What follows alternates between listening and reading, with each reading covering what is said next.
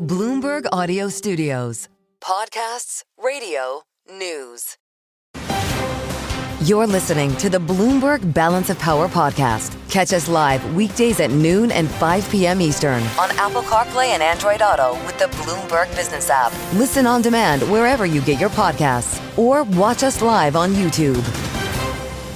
David Gura in for Joe Mathieu and Kailey Leinz here on this Monday, and we were hearing a lot about immigration in the panel that just wrapped up there. Have an opportunity to talk a bit more about that now, some other major issues as well, with Michelle Lujan Grisham, the 32nd governor of the state of New Mexico, who kind of to join me here in Washington, D.C.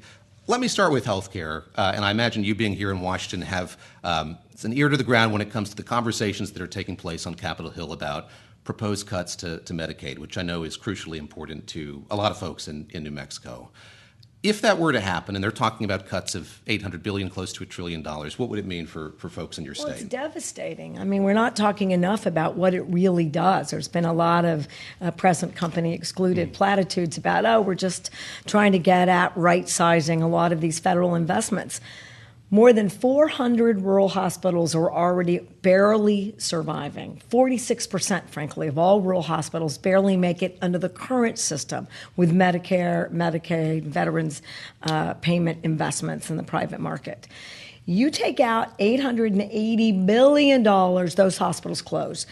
All of those outcomes, right? Maternal health, infant mortality, all the things that we need to do better as a country all fall apart. Less access to obstetrics. So in a state that's trying to build healthcare access, this is bad, terrible, the worst. Two more quick things. Sure. Every governor in the National Governors Association signed a resolution saying, we'll negotiate with you individually about what we think is best for our states and Medicaid, and you can incentivize those negotiations, but don't just indiscriminately cut funds. So every governor, bipartisan, said this is exactly what our residents and our states don't want.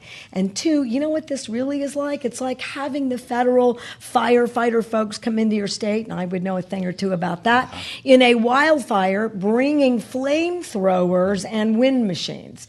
This is not helpful. How about if Congress works on reducing healthcare costs? And we could do that by restoring the ability to negotiate on drug prices.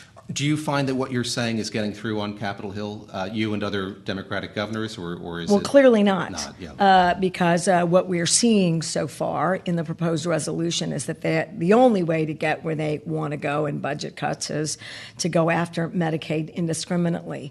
And frankly, they wouldn't have to do that if they had a health care plan. And Republicans in Congress have never had, as far as I know, a health care plan. And I think Americans should be really disappointed. And I think, quite frankly, they need to be weighing in with their governors and their elected members of Congress. Costs will go up. Small businesses will not be able to afford to provide coverage to their employees. No access means you're out more sick days. Everything that really creates more instability, this is what we're doing. And of course, healthcare is a huge employer. That means fewer people with jobs. None of it makes sense to me. I want to ask you about immigration. Of course, you preside over a border state, and we hear a lot from the president about the successes he sees in terms of boosting security on the border.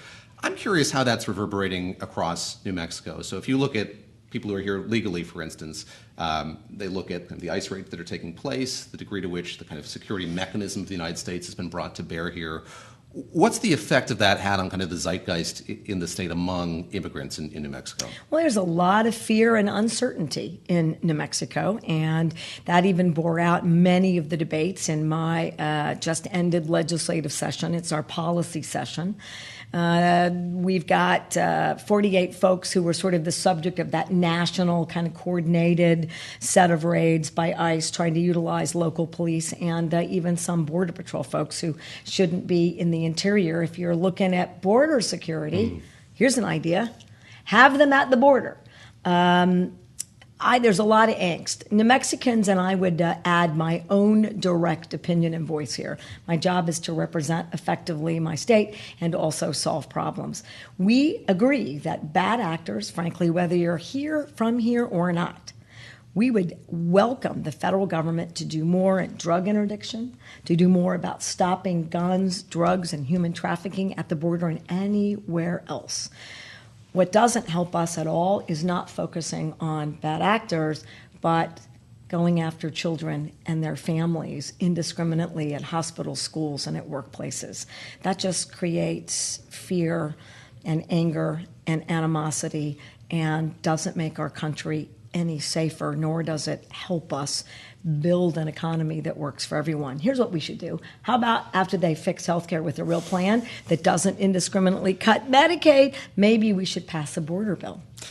On the issue of incentives and the incentive structures that are being put in place here, Kristi Noem, the Secretary of Homeland Security, just announced if a person self-deports, uses this government app to self-deport, and it's confirmed by the country to which they go, they'll get $1,000. Does stuff like that work? I'm just curious, sort of your sense of the dialogue, again, around how this government is both incentivizing and kind of pushing people out of the country. Well, I understand that I worked for governors, and now I am one. President set a pretty grand target for deportations that I don't think were based in fact in any context, and you got a cabinet secretaries trying to meet that. I think it is a ineffective and really gross tool to suggest that people were just here to quickly make a buck and that there's no real issue with asylum and refugee status and trying to build a safer future for your family. And it's pretty disrespectful. What we ought to be doing is stop separating families. No one in America, I don't think at least, wants to see another 3-year-old in a courtroom by themselves, or American children who are separated from their country because their parents are leaving, or the opposite, they are not going with their parents or parent, and there's very little information.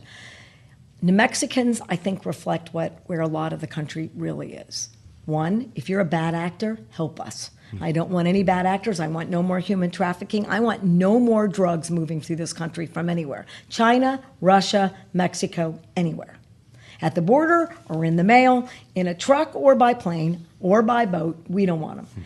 Two, I want us to leverage and coordinate our law enforcement so that we make every community, including my state, safer. And lastly, I want a better, fair investment about immigration policy so that you can get visas on the front end and that you can work here on the back end, and it's transparent and fair and meaningful. They have the opportunity to do that. Why don't they do that instead? I think that's what Americans are really, wanting. But this is an administration, I think, that wants to politicize this issue and try to divide America. I have a unique opportunity to ask you what that level of engagement is like with this administration. I think a lot of us saw that moment in the White House when your colleague Janet Mills of Maine stood up effectively to the president, and it was icy, and there was blowback from him. There's been a settlement with Maine more recently. Do you feel like you can be heard, that there is any kind of dialogue between you as the head of a state and this administration, or is it simply kind of irreparably divided at this point? Under this president? My hope is that it's not divided. I'm actually working to get in to talk to as many secretaries. Did that today. Had some good news from the Veterans Administration on a request for a waiver so that we can keep building and investing in the ways that we have been for veterans' long-term care, and we got that. We want to do drug interdiction and focused work with Homeland Security. We have a lot of emergency response issues. I need that relationship. I have a relationship with Secretary Noem from our time as governors and in Congress. And there are plenty of others, like the Secretary of Interior, Doug Burgum. And I'm working to develop a relationship in the White House. In my long career, I hope that most New Mexicans still think it's been an effective effort. I still love my state, and I'm working hard. And our economy is, I think, proof positive, and our cradle-to-career investments, bar none, best in the country. Every administration, irrespective of party, I have great support from and agreements with, and the opposite. And so it's navigating and doing what's right for your citizens. And I will tell you what my businesses are telling me. Can we land in a place that's predictable, that's fair? that doesn't feel like it's a roller coaster, because they don't expand, they don't invest when that's the situation. So my job is to create stability in every single relationship in the federal government. But I also don't tolerate, and shouldn't, anybody who goes after my state or tries to do something that hurts a New Mexican or their family. Any administration, including this one, should expect me to punch above my weight class. Last question. We got about a minute left. You were recently in Japan and Singapore. What were those conversations like as you talked to government leaders there about the prospects for investment and economic opportunity in this country, given the uncertainty that you were just talking about? Worried about tariffs. I mean, there wasn't a single meeting that didn't start with that. I was there with another governor of Wyoming, and we were very clear we don't set that federal policy. We're certainly not in a position, and won't, to try to negotiate that. That's going to happen between you and the White House. But we have also, we signed saying that tariffs is, not the right for us, free trade, capitalistic set of policies that we think work best in our states. We were really clear about that, and where we really highlighted the opportunities in this administration is energy dominance, if you will, or production. The second largest oil and gas producer. We produce the cleanest barrel of oil and the cleanest liter of gas on the globe, because we set very, very clear carbon intensity, lack thereof, requirements. We have the strongest methane rules now that they've been rolled back at the federal government in the country. And guess where these countries want to go? They want to purchase the cleanest gas. Guess who has the largest gas reserve? New Mexico. So here's where I think I can find a really productive path. This administration wants to make sure that energy security around the globe runs right through the USA. I want New Mexico to be at the front of that. And frankly, Western states have been powering Western states forever, and Eastern states are going to need our energy. Solar, wind, geothermal, storage. Many states are working on small-scale nuclear fusion. That's happening in New Mexico as we speak. And absolutely, let us get LNG around the world. Governor, nice to see you. Thank you very much. It's Michelle Lewin Grisham. Join me here in Washington, D.C. Appreciate her time on this Monday afternoon. I want to turn now to our political panel. Back with us once again, Jeannie Scienzano is with us, Senior Democracy Fellow with the Center for the Study of the Presidency and Congress. John Seaton, Republican strategist and founder and CEO of Echo Canyon Consulting, here with us as well. And Jeannie, I'll turn to you first. Just your reaction to that, particularly on the notion of trade and the way that the U.S. continues to sort of look for ways forward here in light of the uncertainty that's kind of overarching so many of the economic relationships. Yeah, I mean, the governor just speaks so eloquently and really thoughtfully about the impact of this on people on the ground, and particularly, obviously, in her state.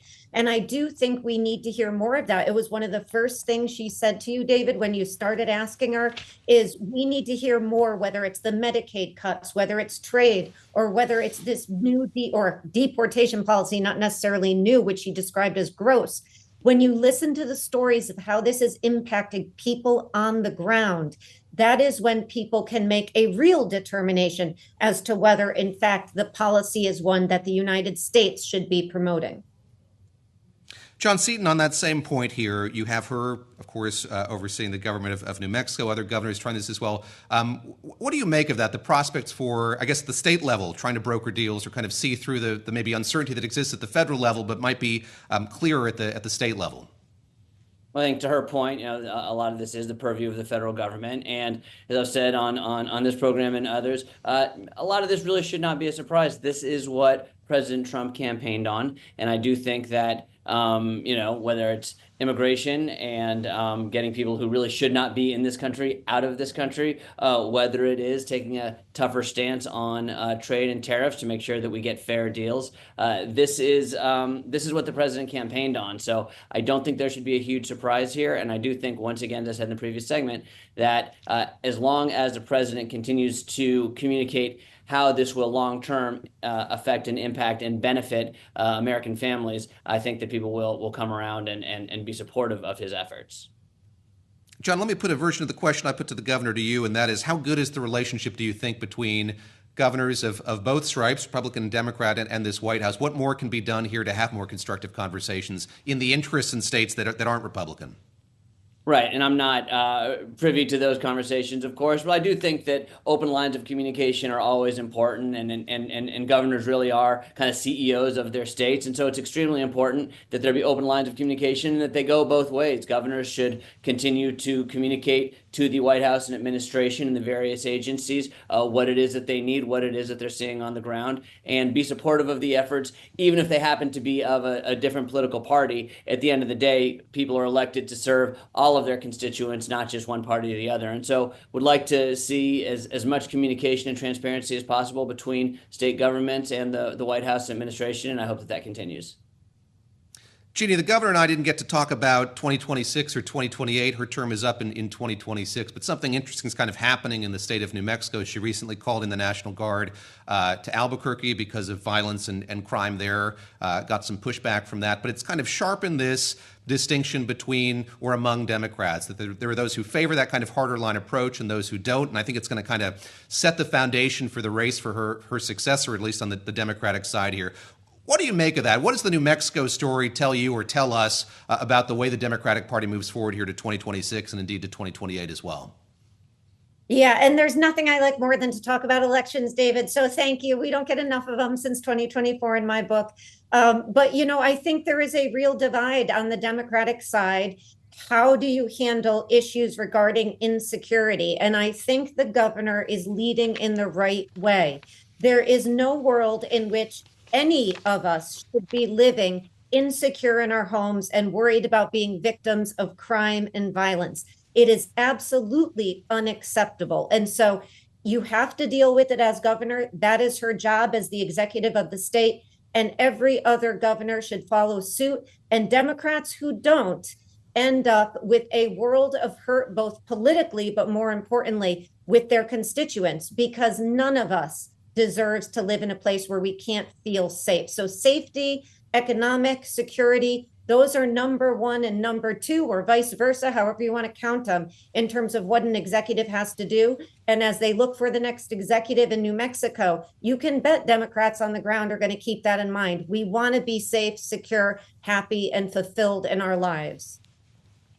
Great to speak with both of you, and I thank you for listening through that interview as well to get your reaction to it. That's Jeannie Sheehan-Zaino, Senior Democracy Fellow with the Center for the Study of the Presidency and Congress. John Seaton joined as founder and CEO of Echo Canyon Consulting. He is a Republican strategist. On the heels of that interview that I had with Michelle Lujan Grisham, the governor of New Mexico, here in Washington for a couple of days, and just invaluable to get her perspective on the issues of immigration and health care as well, and also the future of the Democratic Party, as we were just discussing. You're listening to the Bloomberg Balance of Power podcast. Catch us live weekdays at noon and 5 p.m. Eastern on Apple CarPlay and Android Auto with the Bloomberg Business app. You can also listen live on Amazon Alexa from our flagship New York station. Just say, Alexa, play Bloomberg 1130.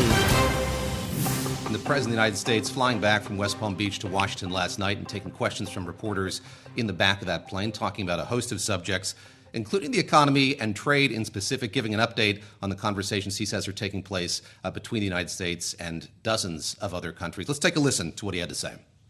At some point in the next 2 weeks or 3 weeks, I'm going to be setting the deal. We're negotiating with many countries, but at the end of this, I'll set my own deals. We're meeting with almost all of them, including China.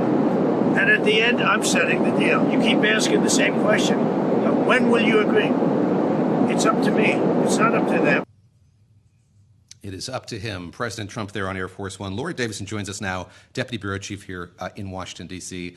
Laura, give us a sense of where you think things stand at this point from our reporting on this. Again, it's been, we saw the prospect of Howard Lutnick earlier on saying 90 deals in 90 days. We're not at 90 yet. Many days have elapsed and none has been announced as of yet. Where do things stand? So where we are is there have been no concrete signs that any of these deals are progressing. They've indicated that India, South Korea, Japan maybe might be at the top of that list. And for, even last week, Kevin Hassett said maybe by the end of the week, there will be a deal. Now this week, they're saying again, perhaps a deal, but not committing to it. Or recall 2 weeks ago, Trump said they'll have everything done in 3 to 4 weeks. We're now 2 weeks into that time period. Nothing. The other important thing to remember is that anything that comes out is likely to be sort of a symbolic nod to an agreement versus something that's fully hashed out, of some sort of, memorandum of understanding or something that says, okay, we're going to keep talking, but here's at least some sort of top line agreement going forward. it's clear that the White House is very, very keen to show markets some signs that they're making progress. They just don't have anything on paper yet. When you look at all of the countries who purportedly are talking with the White House, are they hoping that one of these comes together first before the others? Are they hoping that they become sort of signals or signs to other countries who haven't brokered deals yet? Is there any sort of hierarchy, I guess, to the way that they're approaching this? There is some. I mean, they've clearly favored the countries who came first to the table and said, hey, look, we want to make a deal, getting those in the front of the queue. They're also looking at, which countries are the most important here. Of course, India, Vietnam, South Korea are all big trading partners. China remains the big exception there of, Trump is really eager to talk to China. The Chinese last week signaled that maybe talks could start, but this is going to be a very long, drawn out process. They've been in this back and forth posture setting, really not even since April 2nd, since Liberation Day. This goes back even further to the fentanyl tariffs that came on in the early days of Trump's term. You mentioned China. There was this very long, very newsy interview that Kristen Welker of NBC did on Meet the Press yesterday in which China came up. What did you hear from that about sort of the president's sense of where those conversations are going? You mentioned there was a bit of positive news as of last week as the White House sees it. Markets were grateful to see that as well. This, of course, is the one that they need to have happen, given how high tariffs are and how kind of much of a quagmire they're in here. Trump's really of two minds in this. He acknowledged what Treasury Secretary Scott Bessent has been saying for days of the tariff levels as they are now are unsustainable. And that means that, trade has essentially shut down between those two countries. He said he'd be willing to take those tariff rates down at some point in the future. But you've also seen Trump really double down on this line that has gotten a lot of traction on, there may not, come Christmas time, may not be $30 on the shelf. There's only going to be $2. He repeated that again over the weekend. And this is really going to be the question of, how much pain is Trump willing to withstand if, retailers suddenly start not having all the things that consumers are used to. Xi has signaled that the Chinese are willing to withstand this a lot longer. Trump so far has signaled he's going to fold if he's really facing pain from markets or consumers. I'm going to continue to draw from that interview that NBC News did. A lot of it had to do with the economy. And Kristen Welker asked the president about the Federal Reserve Chairman, Jerome Powell, what he's thinking about, sort of how safe he is in that position. Would he consider removing him? Let's take a listen to what the president had to say in response to questions about Jay Powell and the Federal Reserve. He should lower them, and at some point he will. He'd rather not because he's not a fan of mine. He just doesn't like me because I think he's a total stiff. And, it's just one of those things. He should lower them. And I wish the people that are on that board would get him to lower because we are at a perfect time. It's already late, but he should lower interest rates. Laura, I'm curious sort of how you processed what you heard there. So no direct threat on Jerome Powell's position as the chairman of the Federal Reserve. The president sort of indicating that others on the Fed board might coalesce around him and push back on him. How does this advance the story about Fed independence, the sanctity and safeness of that here during this administration? At least for now, it seems that Trump is going to let Powell serve out the rest of his term, which ends next May. You're hearing some of the more markets-focused people in his ears, Scott Bessent, Howard Lutnick, among those saying, hey, look, you're really going to disturb markets, freak out investors. Just keep Powell there. You get to pick a new guy here in 12 months anyways. They're going to start searching for the next Fed chair. Just let that play out. But he's still not willing to sort of give up, sort of his complaints and his criticisms of the Fed and of Powell specifically. Almost every day, multiple times a week, we're hearing him go on social media and say, that Powell is too weak. Powell is a stiff. Powell, he's going to make his displeasure known, even if he's not going to actually take any action there.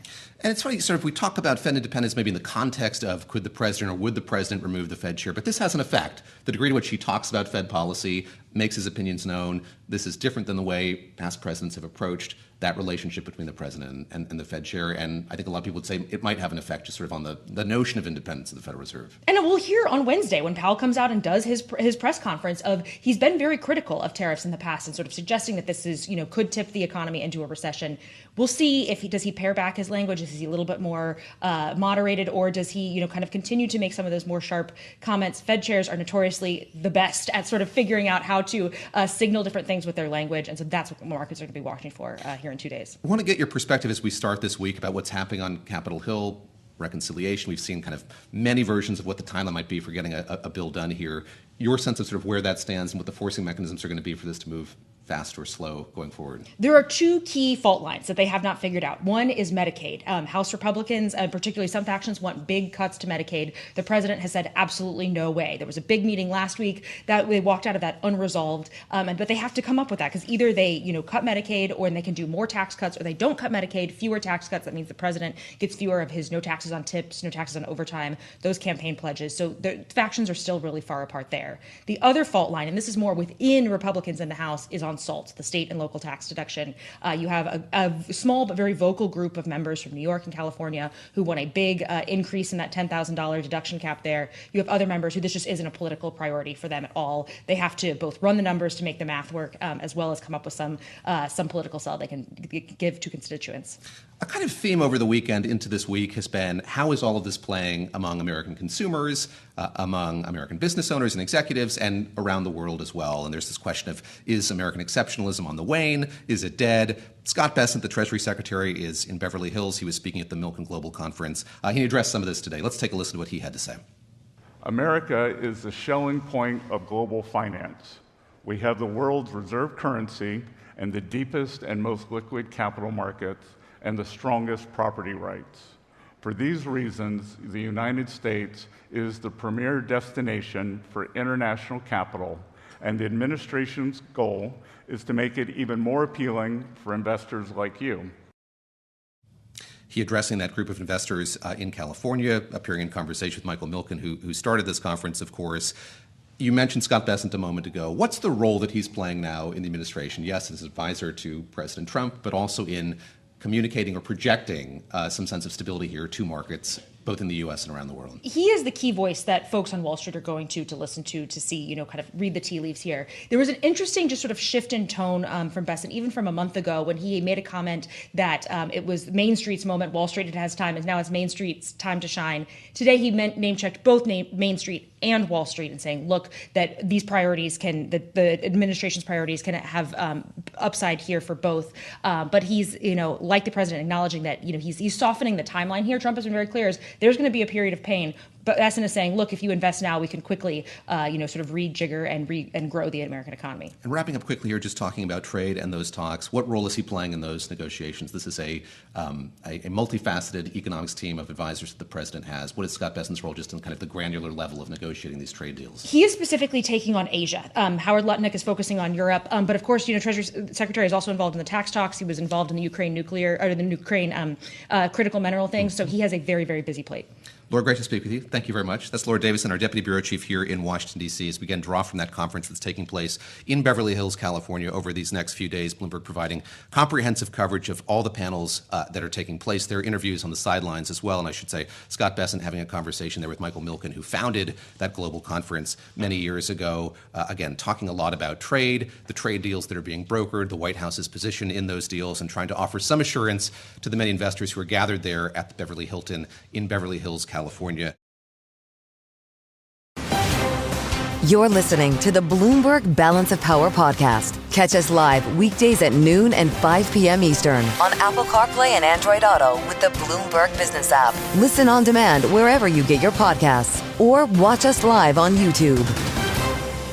Dave, you're in for Joe Mathieu and Kailey Leinz on this Monday. And the President of the United States has movies on his mind, evidently. He spent the weekend with Jon Voight, the actor, and a few hours ago posted this on Truth Social. We want movies made in America again. The president in that post suggesting that there be a 100% tariff on any and all movies coming into our country that are produced in foreign lands. He characterized this as a national security threat and said the movie industry in America is dying a very fast death. Lucas Shaw is an editor at Bloomberg News. He's the author of the Screen Time newsletter, a must-read, one you should definitely check out and subscribe to. And he joins us now from Los Angeles, where he keeps track on the movie industry in the U.S. And overseas. Lucas, let me start with a basic question here, and that is the pronouncement from the president that the movie industry in America is dying a very fast death. Is that something with which you and others would agree? It's an exaggeration. There's been a lot of concern about the state of the movie business over the last several years, certainly exacerbated by the pandemic, a couple of big labor stoppages a couple of years ago. So the movie business isn't as strong as it once was. It is not as central to culture as it once was. It is not dying. We have 2 or 3 very popular movies in theaters right now. And perhaps more importantly, it is not dying relative to other countries. It's not as though you suddenly see movies from Europe or Asia or Latin America that are supplanting U.S. movies. The movie business is facing the same problem all over the world. U.S. movies continue to be the dominant type of movie. I think all 10 of the highest grossing movies of last year were released by U.S. studios. When you read this post, I wonder sort of what questions it raised in your mind. I look at kind of that key line here, this proposition of 100% tariff on movies coming into our country that are produced in foreign lands. How much ambiguity is there about that language, what the president might be referring to here? A lot. I think that, the first, frankly, my first response was like, what exactly is going on here? As with so many of the president's posts on social media, sort of what motivated it, which I think we answered, but also, why this is not I get wanting to address it for economic reasons. I would not describe this as a national security threat. But then it just raises a lot of questions, right? So the Hollywood studios produce a lot of their movies outside of the US. They'll film in the UK or Eastern Europe or wherever it may be. But there's still plenty of work on them done in the US, whether that is some post-production work, whether that's, there are many kind of steps in the process of making a movie. And it is true that more and more of them have left the country. But a lot is still done here. So how are you defining that, right? Are you trying to go after movies that other countries or companies from other countries are releasing, which would seem to be the implication, right? You're going after Japanese movies or Chinese movies or Indian movies. Those movies don't really make a lot of money here. Every once in a while, you'll have a breakout. Or are you trying to force U.S. companies like Disney, Warner Brothers, Universal to produce movies in the U.S. instead, which we've seen Trump attempt with some of his other policies to bring manufacturing back here, even if it's from American companies. And then there's like the added wrinkle of these global streaming services where Netflix makes a lot of movies in English, some of which are made in the United States, but they also make a lot of shows in other countries because they exist everywhere and they make movies in dozens of languages. And so there's just a lot of questions to try to unpack here. And I don't really think that Trump has the answer to them at this point, but hopefully we'll have some clarity in the next few weeks. Just lastly here, I wanted to ask you about the incentive system that's in place here domestically and how, say, a state like Georgia or Texas, California can compete with these foreign countries. In other words, is the competition a domestic competition mostly when Hollywood's looking to make films, or do we see it playing out kind of on a global scale? Well, there's 2 levels of competition, right? There are a lot of people who want to bring more production back to California specifically. Because we've seen a lot of production move to places like Georgia, New York, places that have offered generous incentives to lower production. And that's all within this country, so I don't see why Trump would really care about that. In fact, he might cheer because California is not exactly the most hospitable place for him politically. Then there's the second aspect of it, which is the global part, where again, there are very generous incentives to shoot elsewhere. There are different labor environments. One of the things that John Voight and Stephen Paul, his manager, and others have pushed for is maybe a federal incentive that could be on top of state incentives that would make it cheaper to shoot here. How much of an impact that would have, I'm not really sure. But I do think that studios and producers would welcome the U.S. trying to be more competitive and make it more compelling to shoot here, because most people would rather shoot here if they can. Lucas, thank you very much. That's Lucas Shaw of Bloomberg News out in California, helping us to parse that post on Truth Social from the President of the United States. Something else the President talked about over the course of the weekend was gas prices and energy more broadly. He did that on comments that he made on Air Force One and also during an interview on Meet the Press with Kristen Welker. Let's take a listen to what he had to say about energy prices. Prices are down for oil. Prices are down for all energy. Prices are down at tremendous numbers for gasoline. What really killed us with inflation was the price of energy. It went up to $3.90, even $4, and in California, $5 and $6, right? Okay. I have it down to $1.98 in many states right now. The president's saying he has it down to $1.98 in many states. I took a cursory look at the AAA fuel tracker yesterday. Couldn't find one that had it below $2 a gallon. Mike McGlone is a strategist with Bloomberg Intelligence, senior commodity strategist at Bloomberg Intelligence. He joins us now from Miami. That's where I want to go with you, if I could here, Mike, and that is that the president has all of this rhetoric about drill, baby, drill. He's talking about gas prices being incredibly low. We see oil prices sinking today. Now we have OPEC Plus saying it's going to flood the market and boost production here in the month ahead. Help me see my way through all of this, both the president's desire for oil prices to go lower, and yet the very real pain that's being felt, I think, here in the U.S. and in some oil producers around the world. Well, hello, David. In my view, he's going to get it partly because he has pre-existing trends in his favor. Before he was elected, we had an issue in the world of declining demand, most notably from China, crude oil, diesel and things, and massive increase in supply and production, and excess of capacity out of OPEC. What's happening? They can only wait so long, and they're starting to bring that excess capacity on the scales. On the markets. The key thing to think about is gasoline. It's a significant thing for consumer sentiment. The average price on a national basis is about $3.16. That's up on the year, but from last year at this time, which is a way to measure because now we're in summer driving season, it's down from $3.60, so about 15 cents. Yeah. And I think it's eventually going to get down to $2 on average, but unfortunately, we've had three bottoms near there that started in 2008, 2016, 2020. They're almost always associated with recessions, but I think they're going there. It's just a matter of time, and crude oil is on that trajectory. Mike, we see OPEC Plus, the cartel, boosting production by 411,000 barrels, and this is a cartel that's led by the likes of Saudi Arabia and Russia, and I understand there's an impulse here to punish some other producers, make them sweat, I think is the technical term. How effective are they in doing that by boosting production the way that they have here and look forward to doing in the month ahead?